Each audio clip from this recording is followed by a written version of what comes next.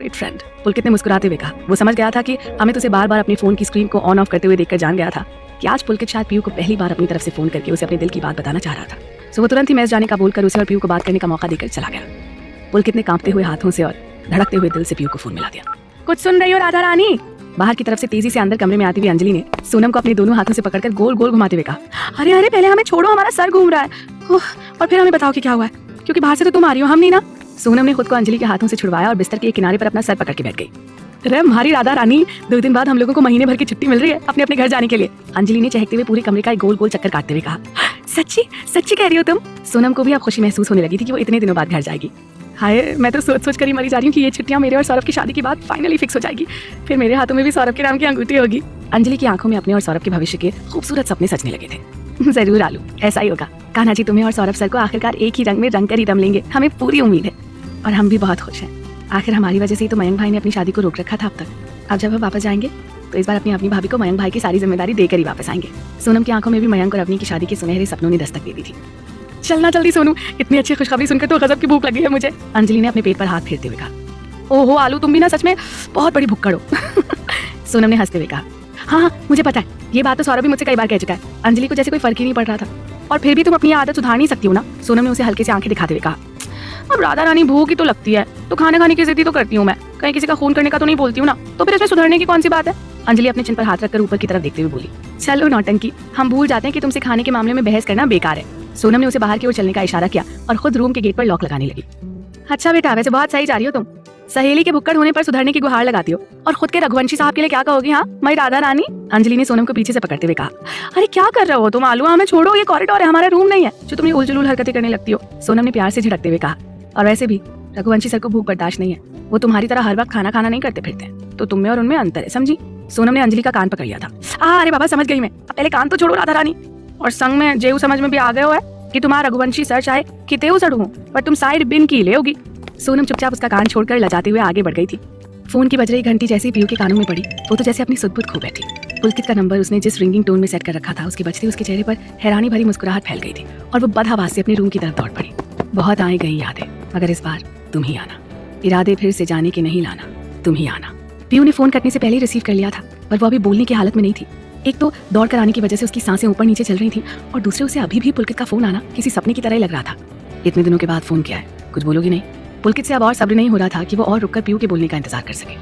पहले यकीन तो कर लूं कि ये तुम ही हो सच में, या फिर हर बार की तरह मेरा वहम है। पीयू ने बड़ी मुश्किल से अपनी उखड़ती हुई सांसों को समेटते हुए कहा।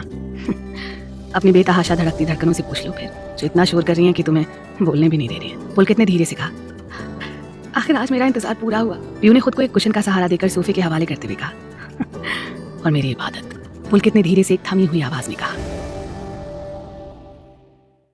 पीयू का प्यार। पीयू के चेहरे पर एक स्माइल आ गई थी, पर पीयू चुप थी। उसे समझ में नहीं आ रहा था कि वो अब और क्या कहे। ऐसे तो उसके मन में हजारों तूफान उठते थे कि बस एक बार पुलकित से बात हो जाए तो बहुत सारी शिकायतें करनी है उससे, अपने दिल का हाल भी बताना है।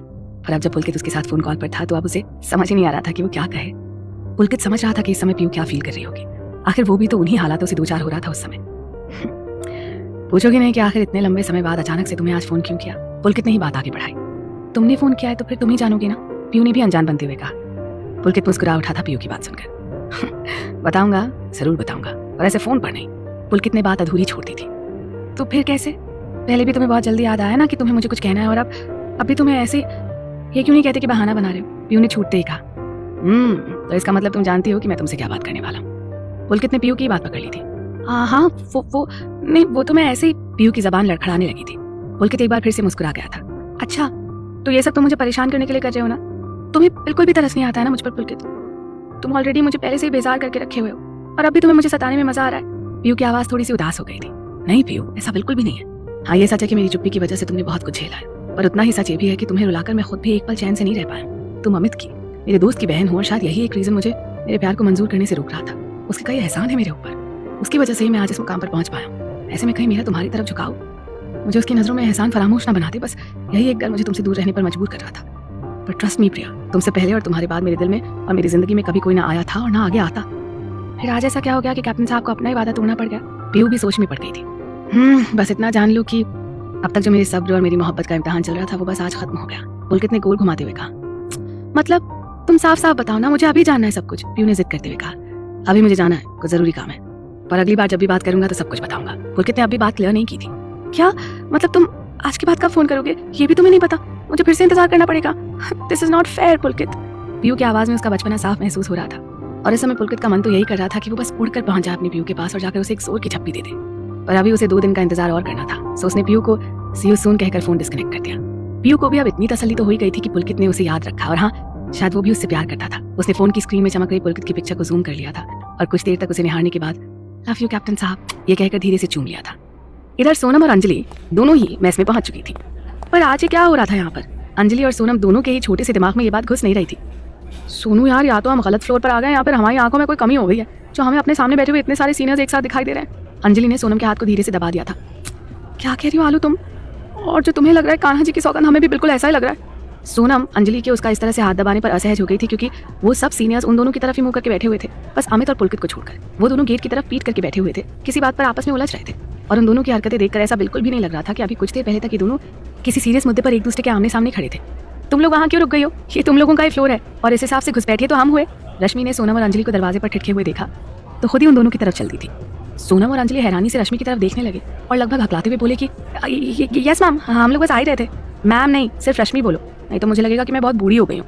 और यार वैसे भी अभी तक तो मेरी शादी भी नहीं हुई है। रश्मि ने सोनम और अंजलि को रिलैक्स फील करवाने की कोशिश करते हुए कहा। अब तक रश्मि की बात सुनकर वो दोनों थोड़ी सी सहज हो गई थी, पर हाँ, इस बीच अमित ने जरूर एक बार गर्दन घुमाकर सोनम की तरफ देख लिया था। आखिर दिल को उसकी धड़कन के बारे में कुछ पता कैसे नहीं चलता।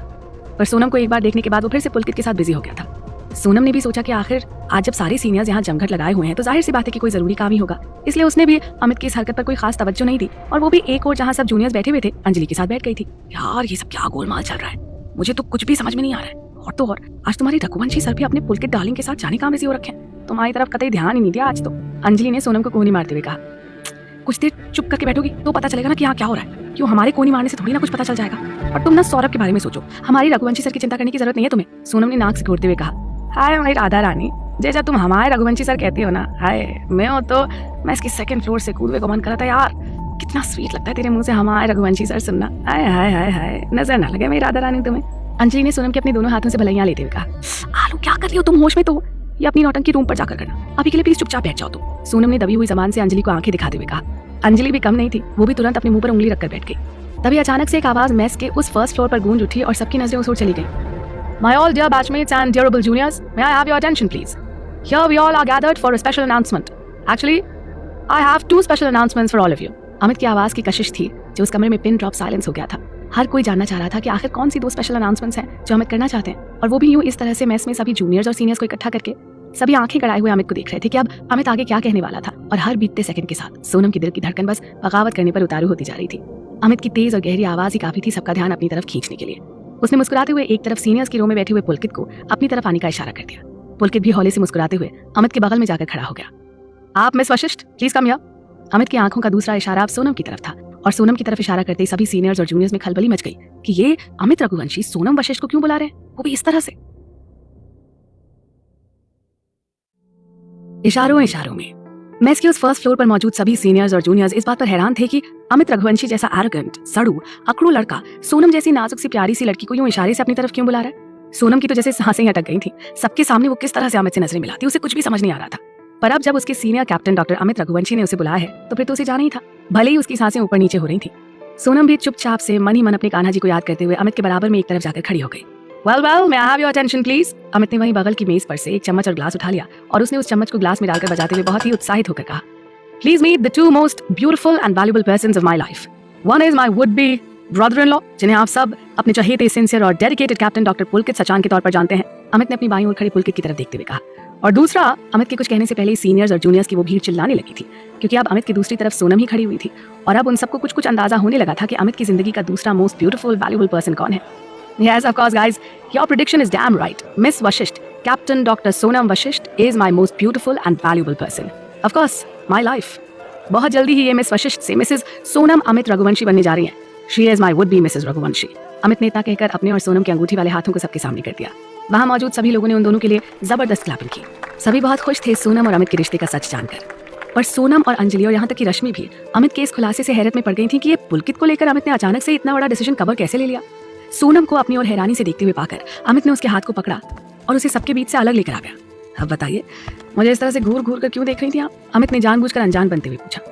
आपको जरा सी भी शर्म नहीं आती है क्या, जो इस तरह से सबके सामने आपने हमें अपने पास आने का इशारा कर दिया? और ये पुलकित सर आपके जीजा जी, मतलब कि पीयू और पुलकित सर की। सोनम कहते कहते रुक गई थी। अब भाई, जब राधा रानी ने हमारे छोरे पर इतना संगीन आरोप लगा दियो से, ते फिर हमारे छोरे का बात छोरी नु घूरना तो बनता से, और यो बात छोरी की सासे अटकाने वास्ते काफी से।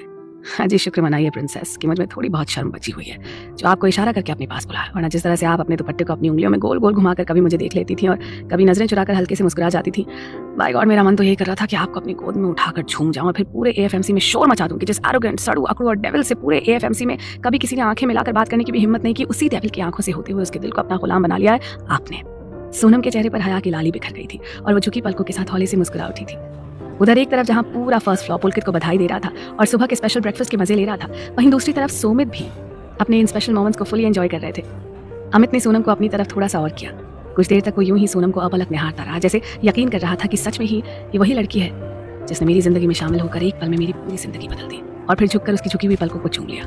सोनम ने कसमसाकर अमित की तरफ देखा तो अमित ने धीरे से कहा, अब ऐसे मत देखिए मुझे कि सुबह सुबह मुझे 100 बोतलों का नशा हो जाए, और फिर आप तो जानती हैं कि नशे में इंसान बहक जाता है। अमित उसकी तरफ थोड़ा झुकने लगा। सोनम ने हल्के से उसे धकिया दिया और कहा कि होश की दवा लीजिए सर, और हमें दूसरी बात का जवाब दीजिए जल्दी से, ताकि हम भी पुलकित सर को बधाई दे सके।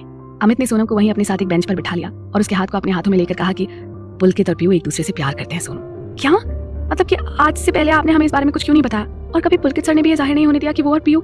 सोनम तो जैसे शॉक्ड रह गई थी इस बात को सुनकर, क्योंकि मुझे भी आज ही पता चला इस बारे में। एक्चुअली शायद कल रात में जब मैं आपको आपके रूम की तरफ छोड़कर पुलकित के रूम की तरफ गया था, तो मुझे अमित ने सोनम को कल रात से लेकर आज सुबह तक की सारी बातें बता दी।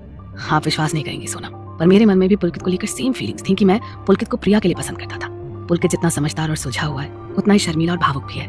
बस मुझे मेरी नटखट और शरारती पीयू के लिए एक ऐसा ही लड़का चाहिए था जो उसकी शरारतों को झेलते हुए भी उसे समझे और उसे प्यार करे।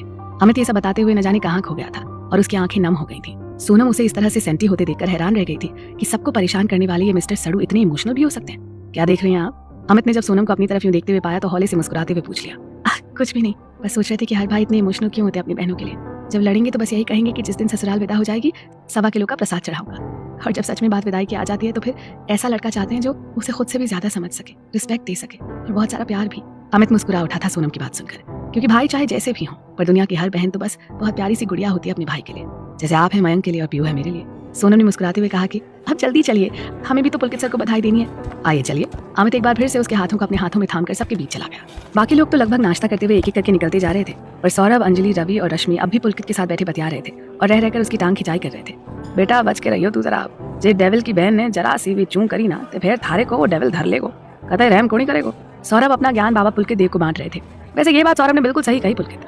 वैसे एक बात बता, तुझे पूरा एएफएमसी छोड़कर उस एरोगेंट की बहन ही मिली थी प्यार करने के लिए? रवि ने भी बहती गंगा में हाथ धोने की कोशिश करते हुए कहा। अब यार प्यार कोई सोच समझ कर होता है क्या? वो तो बस हो जाता है, जैसे तुझे हो गया रश्मि से। नहीं तो किसी ने सोचा था क्या कि काव्या की बेस्ट फ्रेंड रश्मि सेन रवि पौडवाल की गर्लफ्रेंड बनेगी? पुलकित ने उल्टा सवाल दाग दिया था रवि के ऊपर। ये बात तो तुमने बिल्कुल सही कही। दूसरी तरफ से आते हुए अमित ने कहा और एक तिरछी नजर रवि और सौरभ पर डालकर खड़ा हो गया। रवि और सौरभ दोनों ही अकबकाकर दाएं बाएं देखने लगे थे। वैसे भी शायद तुम दोनों एक ये बात भूल रहे हो कि पुलकित को तुम दोनों की फालतू सलाह की कोई जरूरत नहीं है। He is obviously more sincere than both of you. Amit ने उन दोनों के कंधों पर हाथ रखते हुए कहा। अरे यार डुग्गू छोड़ना, हम तो बस ऐसे ही इस बाबा की खिंचाई कर रहे थे। सौरभ ने जबरदस्ती खींचे निपोड़ते हुए कहा, यार that's better for both of your health. Amit ने एक टेढ़ी नजर डालकर कहा। तभी सोनम, जो बहुत देर तक उन सबकी इस बेस सिर पैर की भिड़ंत के खत्म होने का इंतजार कर रही थी, उसने बीच में आकर कहा कि अगर आप सबका लड़ना भिड़ना खत्म हो गया तो हमें भी कुछ कहना है। हाँ क्यों नहीं, बताइए आप क्या कहना चाहती हैं? रवि ने आगे बढ़कर खींचे निपोड़ते हुए कहा। प्यारे रिश्ते। अमित और सौरभ चुपचाप से रवि की होने वाली बेइज्जती को जी भर के महसूस करने के लिए चुपचाप एक साइड खड़े हो गए थे। जी वो हम आपसे नहीं पुलकित सर से कहना चाह रहे थे। सोनम के इतना कहते रवि का मुंह उतर गया था।